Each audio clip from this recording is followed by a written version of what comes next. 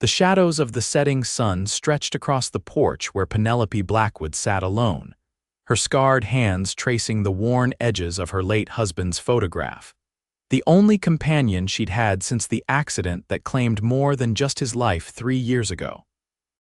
It was 1878 in the small town of Redemption Creek, Colorado, and the 26-year-old widow had long ago accepted that her disfigured face would keep her isolated from the community that once welcomed her with open arms. Penelope sighed, tucking the photograph into her apron pocket as she stood to go inside. The townspeople's whispers followed her like persistent flies. How tragic that someone once so beautiful was now marked by the angry red scars that crawled from her jawline up her left cheek. Some called it a blessing that Samuel Blackwood hadn't lived to see his wife's transformation. Those words cut deeper than the flames that had scarred her. Her small ranch sat on the outskirts of town, the land still fertile but increasingly difficult for her to manage alone. The offers to buy her out came regularly, each one more insistent than the last. Banker Thomas Mills made no secret of his desire for her property, though his eyes never met hers when speaking, always fixed somewhere over her shoulder or, worse, on her scars with barely concealed revulsion. The next morning dawned bright and clear. Penelope hitched her wagon and headed into town for supplies, her wide-brimmed hat pulled low and a light scarf wrapped strategically around her neck and jawline despite the summer heat. The stares still found her. 3 years hadn't dulled their curiosity. Mrs. Blackwood, the general store owner, Mr. Peterson, greeted her with the same strained politeness he always showed. "Your usual order?" "Yes, please," Penelope replied softly, keeping her face angled away from the other customers. "And some extra coffee if you have it." A commotion outside drew everyone's attention. The stagecoach had arrived, unusual for a Tuesday. Even more unusual was the tall figure who stepped down from it, a stranger, dust-covered and broad-shouldered, his face shadowed by a weathered Stetson. "Heard they're bringing in new hands for the Thompson place," Mrs. Peterson whispered to another woman, loud enough for Penelope to hear. "About time. That land's been needing proper management since old Thompson passed." Penelope gathered her purchases quickly, eager to escape before the newcomers entered the store. But fate had other plans. As she hurried out, her arms full of supplies, she collided with a solid wall of a man entering through the doorway. "Whoa there," a deep voice rumbled as strong hands steadied her, preventing a fall. "I didn't see you coming." Penelope froze, mortified as her scarf slipped, exposing the network of scars. She quickly turned her face away, but not before she caught the stranger's expression. Unlike the typical shock or pity, his blue eyes held only warmth. "I apologize," she murmured, attempting to sidestep him. "No harm done, madam," he replied, tipping his hat. "Xavier Benson, just arrived in town." "Mrs. Blackwood," she responded, not offering her first name. Few used it anymore anyway. He studied her with unexpected directness. "Need a hand with those packages, Mrs. Blackwood?" "No, thank you," she said automatically, the response practiced from years of avoiding charity and the accompanying pity.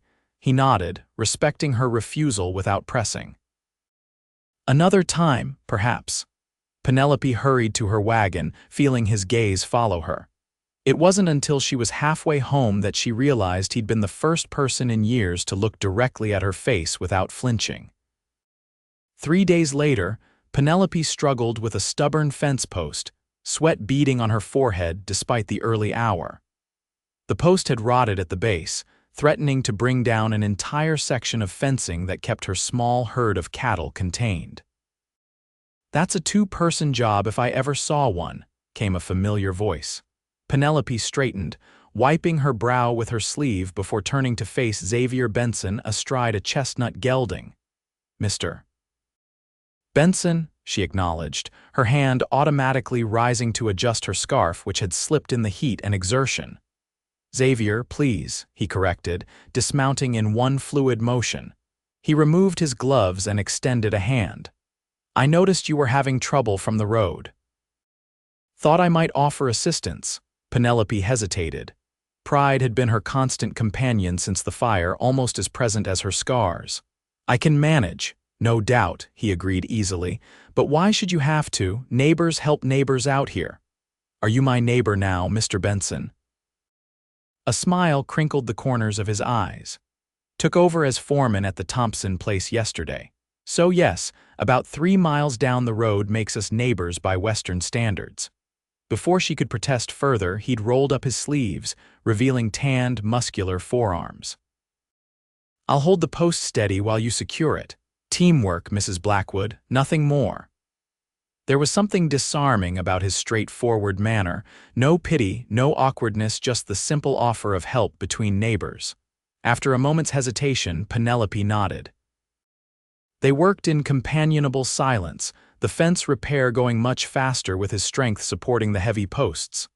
When they finished, Penelope offered him water from her canteen. "Thank you," he said, taking a long drink before handing it back. "You've kept this place up well." "Can't be easy on your own." "It was my husband's dream," she replied, the words coming more easily than she expected. "After he died, I couldn't bear to part with it." Xavier nodded, his eyes taking in the modest but well-maintained ranch. Samuel Blackwood had good taste in land. And in women with determination. Penelope's hand rose instinctively to her scarred cheek, the gesture automatic after years of self-consciousness. Xavier's gaze followed the movement, his expression unreadable. "Heard there was a fire," he said simply. 3 years ago," she confirmed, waiting for the usual awkward transition, the hasty change of subject. Instead, he surprised her. "Must have been painful." No platitudes, no empty sympathies, just acknowledgement. "It was," she admitted. "Still is, sometimes." He nodded, understanding in his eyes. Then, unexpectedly, he extended his hand, palm up, showing a jagged scar that ran from his wrist up his forearm. "Cattle drive gone wrong. Rope burn when a steer decided to drag me half a mile." Penelope found herself smiling slightly. "We match." "Battle scars," he agreed with a nod. "Proof we're survivors, Mrs. Blackwood." "Penelope," she corrected softly, surprising herself. His smile warmed his entire face. "Penelope," he repeated, the name sounding different in his deep voice. "Beautiful name." He mounted his horse, tipping his hat. "I imagine there's more fence that needs mending. I'm free on Sunday if you'd allow me to help again." She should refuse. She'd managed 3 years on her own, but something about Xavier Benson made the prospect of accepting help feel less like charity and more like friendship. "Sunday would be fine," she heard herself say, his smile broadened. "I'll bring lunch." As he rode away, Penelope realized she was still smiling. The sensation felt foreign on her scarred face, but not unwelcome. Sunday arrived bright and clear. Penelope found herself paying extra attention to her appearance, pinning her honey-brown hair more carefully than usual, though she still wore her customary scarf. She told herself it was merely proper courtesy for a guest, nothing more. Xavier arrived promptly at noon, his horse loaded with tools and a saddlebag that presumably contained the promised lunch. He wore a clean shirt, she noticed, and had trimmed his beard. "Hope you're hungry," he called as he dismounted. "Mrs. Thompson insisted on packing enough for an army when she heard I was helping a neighbor." They spent the afternoon repairing more fencing, the work proceeding twice as fast with Xavier's help. His easy conversation and occasional humor made the hours pass quickly. He spoke of his years working cattle drives across Texas and New Mexico, of the characters he'd met and places he'd seen. "What brought you to Redemption Creek?" Penelope asked, as they paused to eat the generous lunch Mrs. Thompson had provided. Xavier considered the question, chewing thoughtfully on a piece of corn bread. "Time to put down roots, I suppose. 15 years of drifting is enough for any man." Thompson's offer came at the right time. He studied her for a moment. "What about you? Have you always lived here?" Penelope shook her head. "Samuel and I came from Boston 6 years ago. He had dreams of ranching, of open skies instead of city smoke." She smiled at the memory. "I thought he was mad at first, but I fell in love with this land almost as quickly as I fell in love with him. And now." Xavier asked quietly. She glanced around at the modest ranch, the small house, the barn, the grazing cattle. Now it's home, the only one I have. Understanding filled his eyes. It's worth fighting for then. Not everyone thinks so, she admitted. Thomas Mills at the bank has made it clear he thinks a woman, particularly one like me, has no business running a ranch. Xavier's expression darkened. Men like that measure worth by all the wrong standards. His gaze met hers directly, neither avoiding her scars nor fixating on them. For what it's worth, Penelope Blackwood, I think you're doing just fine. The weeks that followed fell into a pattern. Xavier would ride over on Sundays, helping with whatever repairs the ranch needed. Sometimes they worked in companionable silence, other times they shared stories of their lives. Penelope found herself looking forward to these visits, planning for them, even as she told herself not to read too much into his kindness. One Sunday, in late August, storm clouds gathered on the horizon as they finished repairing the chicken coop. "You should head back," Penelope suggested, eyeing the darkening sky. "That looks like it could be a bad one." Xavier shook his head. "And leave you to secure everything alone, not likely." Together they hurried to bring in the horses and close up the barn as the wind picked up, whipping dust around them. The first heavy drops began to fall as they made a dash for the house, reaching the porch just as the skies opened. "Perfect timing," Xavier laughed, brushing water from his hat. "Though I think I'll be staying a while, that's no weather to ride in." Penelope hesitated only briefly before opening her door. "Come in then, I'll make coffee." It was the first time Xavier had been inside her home. She watched nervously as he looked around the simple but comfortable space, the well-worn furniture, the small bookshelf filled with volumes, the quilt draped over a rocking chair. "It's nice," he said sincerely. "Feels like a home." Something in his voice made her turn. "Don't you have a home, Xavier?" A shadow crossed his face. "Not for many years. You tend to travel light when you're always moving."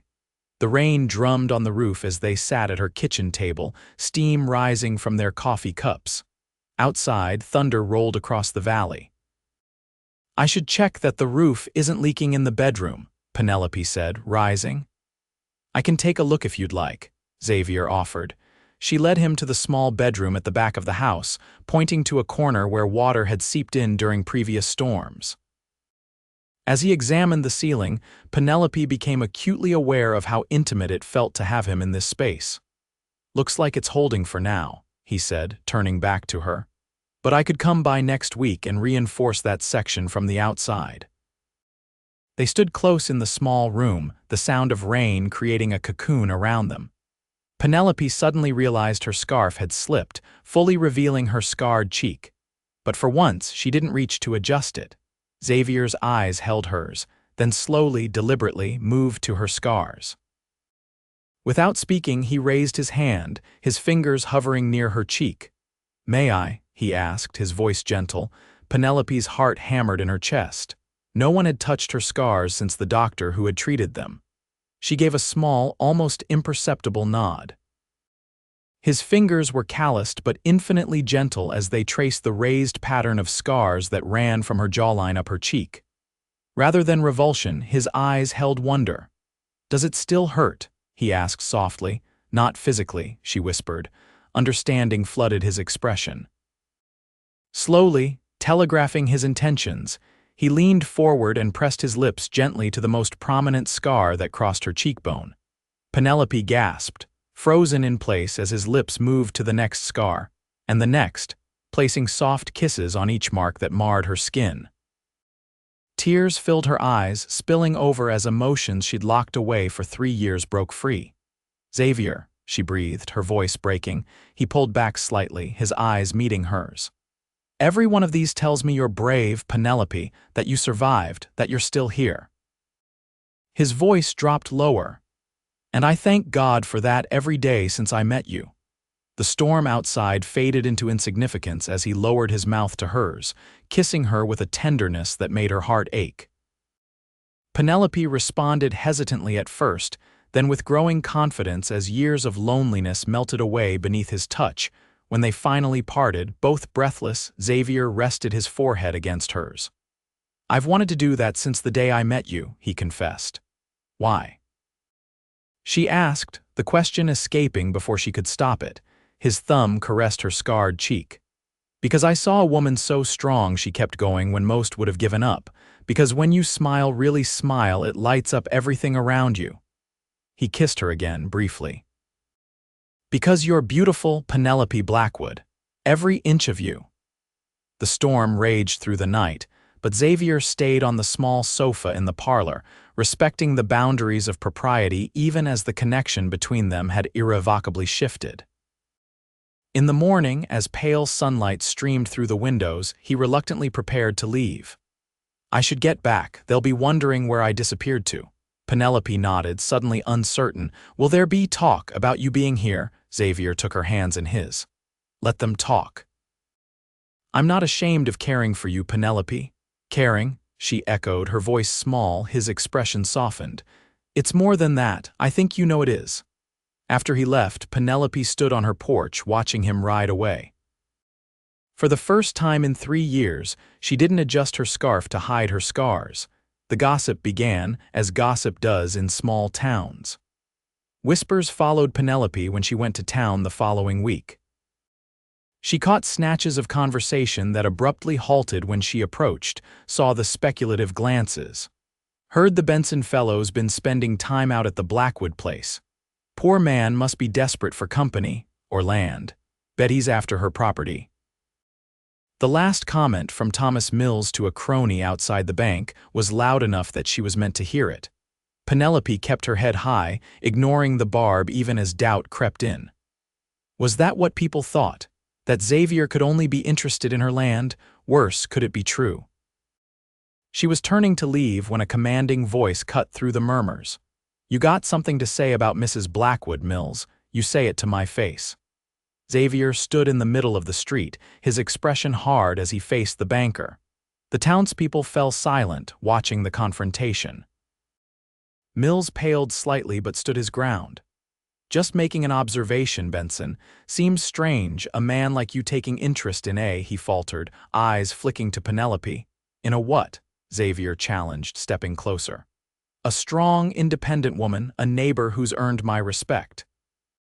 Choose your next words carefully. The banker's courage faltered. "Just saying it's unusual is all." "Then allow me to be unusually clear," Xavier replied, his voice carrying across the now silent street. "Mrs. Blackwood is a woman of extraordinary courage and grace. Anyone who can't see that is blind to what really matters in this world." His eyes found Penelope's across the gathered crowd. "And I'd be honored if she'd allow me to court her properly, with the respect she deserves." Gasps and whispers erupted from the onlookers. Penelope stood frozen, her heart pounding in her chest as Xavier crossed to her, removing his hat as he approached. "I'd planned a more private proposal," he said quietly, "but sometimes a man needs to speak his truth out loud." He took her hand. "I love you, Penelope Blackwood, not your land. Not despite your scars, I love you, all of you, exactly as you are." Tears blurred her vision. "They'll never understand," she whispered. "I don't need them to," he replied. "I only need you to understand how much you mean to me." In that moment, standing before the judging eyes of a town that had kept her at arm's length for 3 years, Penelope made her choice. She reached up and unwound her scarf completely, letting it fall away. "Yes," she said, loud enough for everyone to hear. "Yes, Xavier Benson, I would be honored to be courted by you." His smile was radiant as he brought her hand to his lips, kissing it reverently before tucking it into the crook of his arm. Together they walked through the parting crowd, heads held high. The courtship that followed was unlike anything Redemption Creek had seen. Xavier Benson made no secret of his admiration for the widow Blackwood. He escorted her to church on Sundays, sat beside her at town gatherings, and called on her regularly with small tokens of affection: wildflowers gathered from the prairie, a new book from the general store, a hand-carved wooden hairpin. Gradually, the town's attitude began to shift. Mrs. Peterson invited Penelope to join the quilting circle. Sheriff Davis tipped his hat respectfully when they passed on the street. Even Thomas Mills moderated his tone, though his eyes still gleamed with calculation whenever the Blackwood Ranch was mentioned. "People can change," Xavier observed one evening as they sat on Penelope's porch watching the sunset. She leaned against his shoulder, comfortable in a way she hadn't been for years. "Some can. Others just wait for opportunity." Xavier's arm tightened around her. "Mills is still causing trouble." "Nothing direct," she sighed. "But I received another letter from the bank yesterday, a friendly reminder that my mortgage payment is due next week." "You have the funds," Penelope nodded. "Just barely. The cattle sale last month helped, but winter's coming. It will be tight." Xavier was quiet for a moment. "Marry me," he said suddenly. She turned to look at him, startled. "What, marry me?" he repeated, taking her hands in his. "Not for the ranch or financial security. Marry me because I love you, because I want to build a life with you." "Xavier, I know it's sudden," he continued earnestly. "But I've known since that rainy day when I kissed your scars that you're the woman I want to spend my life with." Penelope's eyes filled with tears. "Are you certain these scars won't fade, Xavier? This is how I'll look forever." His expression softened as he traced the path of her scars with his fingertips. "And I'll kiss every one of them every day for the rest of our lives if you'll let me." He cupped her face gently. "I see you, Penelope, all of you, and I love what I see." She covered his hand with her own. "Then yes," she whispered. "Yes, I'll marry you." They were married on a crisp October day, the aspens blazing gold against the deep blue Colorado sky. The small church in Redemption Creek was surprisingly full. Mrs. Peterson had helped Penelope with a simple but elegant wedding dress. Sheriff Davis gave her away in the absence of family. Xavier's eyes never left hers throughout the ceremony, his voice strong and clear as he recited his vows. When the minister pronounced them husband and wife, Xavier gently lifted the delicate veil from her face, his gaze filled with such love that Penelope forgot to be self-conscious about her scars. "Mrs. Benson," he murmured before kissing her tenderly. The following spring brought new beginnings. Xavier's careful management had improved the ranch's prospects considerably. They expanded the cattle herd, repaired the barn, and planted a vegetable garden twice the size of previous years. One warm evening, as they sat on the porch after dinner, Xavier handed Penelope a small wooden box. "What's this?" she asked, turning it in her hands. "Open it," he encouraged, his eyes warm. Inside lay a delicate silver locket. When she opened it, she found a tiny portrait of themselves on their wedding day. "It's beautiful," she whispered, touching it reverently. Xavier took it from her hands and gently fastened it around her neck. "Something to remind you every day how much you're loved." His hand came to rest on her abdomen, which had just begun to swell with their first child. "Both of you." Penelope covered his hand with her own. "I never thought I'd have this again. A family, love. You deserve it all," Xavier said, kissing her softly. "And more." The years that followed brought challenges and joys in equal measure. Their daughter Emma arrived with the winter snows, a robust child with her father's blue eyes and her mother's determined spirit. 2 years later, a son they named Samuel, after Penelope's first husband, joined their family. The ranch prospered under their joint care. Xavier's experience and Penelope's meticulous record-keeping proved a powerful combination. They purchased adjacent land when it became available, expanding their operations steadily. Thomas Mills eventually left Redemption Creek, his banking position filled by a younger man with fairer practices and no designs on the Benson Ranch. The town itself grew and changed with the times, the railroad bringing new possibilities and connections to the wider world. On their 10th wedding anniversary, Xavier took Penelope on a picnic to the hillside overlooking their property. The ranch below had transformed new fences, expanded barns, a larger house to accommodate their growing family, which now included a third child, young James. "Did you ever imagine this?" Xavier asked, his arm around her shoulders as they surveyed their domain. Penelope leaned into him, content. Not after the fire. I thought my life was over then. And now, she turned to face him, no longer hesitant to let him see her scarred face in full sunlight. At 41, new lines had joined her scars, laugh lines around her eyes, the soft creases of motherhood and a life well lived. Now I know it was just beginning, she said softly. You taught me that, Xavier Benson, when you kissed my scars and made me yours. He smiled, the expression crinkling the corners of his eyes, now lined with a decade of Colorado sun and happiness. His fingers traced the familiar path of her scars, the gesture as reverent as it had been on that first rainy afternoon. Best decision I ever made, he murmured, lowering his mouth to hers. And one I'd make again every day for the rest of our lives. As the sun set over their land, painting the Colorado sky in brilliant gold and crimson, Penelope reflected on the journey that had brought her here. From Boston society girl to determined widow to beloved wife and mother, each chapter shaped by both loss and love, each scar a testament to survival. Xavier's arms tightened around her as they watched their children running through the tall grass below, their laughter carried upward on the evening breeze. Let's go home, he whispered, his lips brushing her scarred cheek. Home. Not just a place, but a feeling.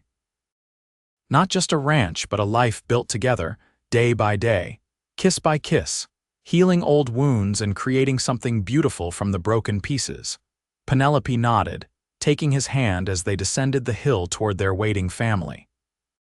The widow with scars had found her place in the world not despite her past, but because of it, and because of the cowboy who had seen beyond the surface to the heart beneath.